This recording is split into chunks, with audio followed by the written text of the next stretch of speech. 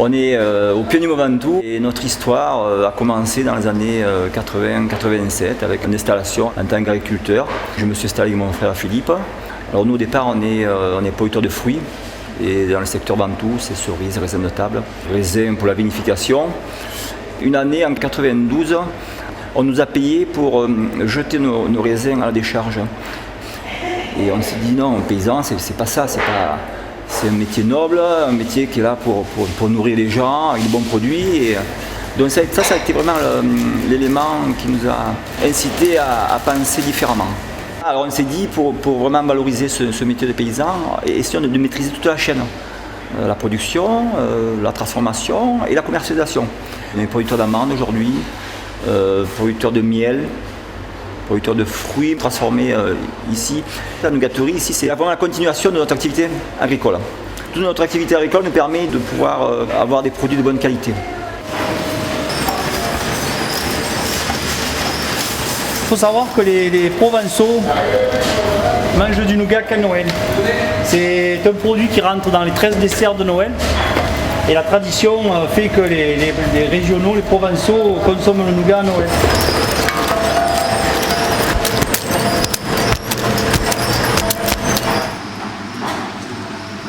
Alors là aujourd'hui on va fabriquer du nougat noir.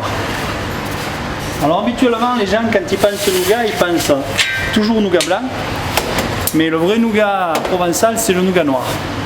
C'est du miel caramélisé avec des amandes. C'était un peu la confiserie des paysans d'ici. Il y avait des amandes dans les talus, ils ramassaient les amandes, ils les cassaient, ils trouvaient un peu de miel et puis voilà, c'était le nougat de la famille. Notre nougat il est très riche en amandes. Ce sont des amandes de notre production. Dans cette recette, il y a 70% d'amandes. L'amande et le miel, c'est ce qui fait le bon nougat. Allez, vas-y. La mise en moule, le roulage et la découpe se font presque à la suite. Contrairement au nougat blanc, il durcit très, très rapidement. Maintenant, on va le rouler. Étape suivante. Je pense que celui-là, il faut-il être chargé.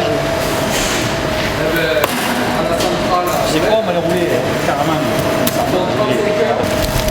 On n'était que paysans au départ. Nos parents étaient paysans. Nous, on est issus d'une famille de 6 générations de paysans. Dans les années 90, on a basculé dans la mondialisation et les produits agricoles ici se sont trouvés complètement télescopés et on a rencontré des difficultés. Il a fallu s'adapter. Entre-temps, il y a plus des 2/3 des agriculteurs qui ont disparu. Ça, c'est du pain azime, communément appelé la feuille d'hostie. On va le démouler. Voilà. Ça fait un morceau de 8 kg, ça. Ça, c'est pour les gros mangeurs de nougat. Quand on arrive à maîtriser tout le circuit, bien sûr la transformation, mais surtout la commercialisation, ça permet de pérenniser les exploitations agricoles. Au début, on était 4 et quand on s'est installé dans le village, on a embauché 2 personnes. Maintenant, on est une douzaine. Le chiffre d'affaires augmentant, on avait plus de besoin d'amandes que ce qu'on pouvait en produire. Du coup, on s'est mis à planter beaucoup d'amandiers. Et là maintenant, pour 30 tonnes de nougat, bon voilà, on a une trentaine d'hectares d'amandiers. Je pense qu'on va être autosuffisant. C'est mon nougat préféré. C'est mes cadeaux quand je pars. J'offre des nougats. Ils recherchent des produits naturels d'origine française, et notamment nos produits à nous, donc notre miel et nos amandes.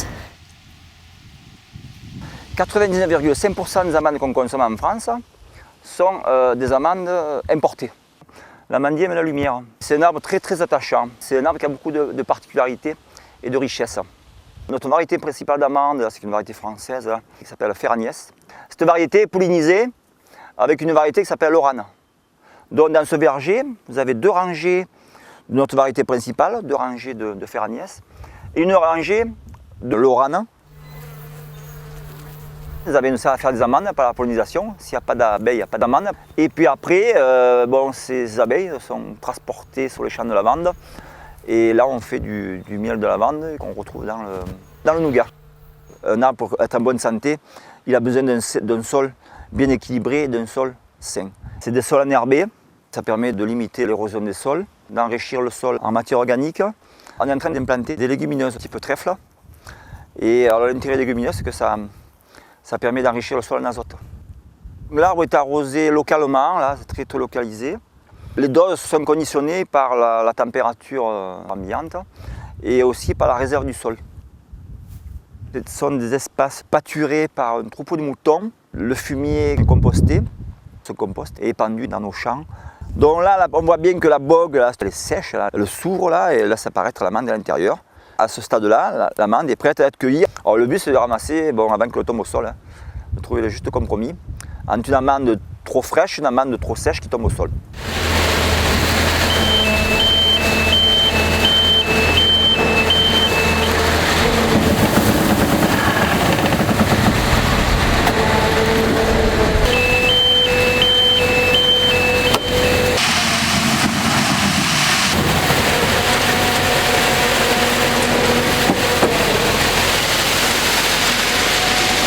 Ici, la récolte se situe globalement vers le 15 septembre.